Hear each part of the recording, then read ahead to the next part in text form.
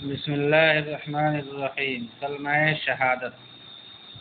اللہ پاک نے ہم کو پیدا کیا اور اپنی مہربانی سے ہمارے آرام اور زندگی کا سب سامان بھی کر دیا۔ کھانے کے لیے قسم قسم کے اناج جیسے گیہوں، جو، چاول، چنا، مٹر، جوار، باجرہ وغیرہ پیدا کیے۔ پیاس لگے تو پینے کے لیے لذیذ اور ٹھنڈا پانی دیا۔ ہمارے ہی فائدے کے لیے آگ بنائی، ہوا کو پیدا کیا۔ غرض دنیا کی ہر چیز ہمارے کام اور مطلب کی بنائی ہے۔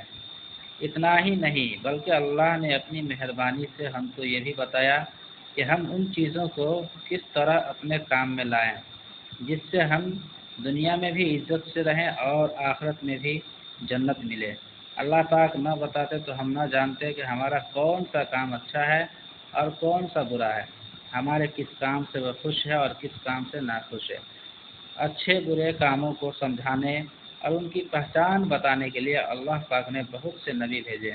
ان میں سب سے آخری نبی ہمارے حضرت محمد صلی اللہ علیہ وسلم ہوئے ہیں۔ ہمارے حضرت نے جن جن باتوں کی ہم کو تعلیم دی ہے اور اچھائی برائی کے پہچاننے اور اللہ پاک کو راضی کرنے کا جو راستہ بتایا ہے، ان سب باتوں کی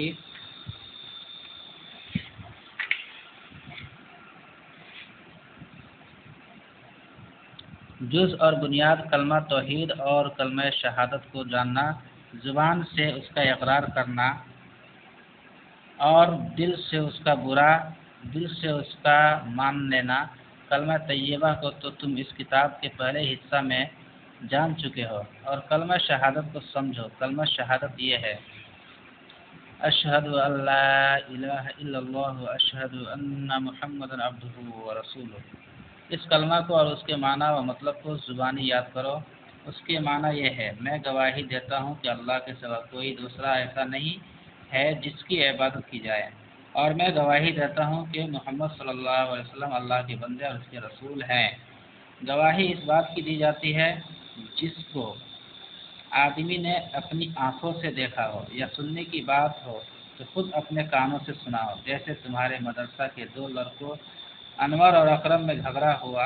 انور نے استاد جی سے جا کر شکایت کی کہ اکرم نے میرا چاقو لے لیا ہے اور گواہی میں تم کو پیش کر دیا، اور استاد جی نے تم کو گواہی دینے کے لیے طلب کر لیا۔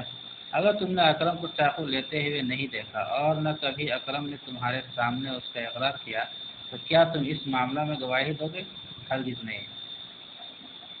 اور اگر تم سے استاد جی پوچھیں کہ کیا تم کو یقین ہے کہ اکرم نے انور کا چاقو لیا ہے تو دیکھا ہے اور نہ اس کا اقرار کرتے ہوئے اکرم سے کچھ سنا ہے، معلوم ہوا کہ گواہی اس بات کی دی جاتی ہے جس بات کا آدمی کو پورا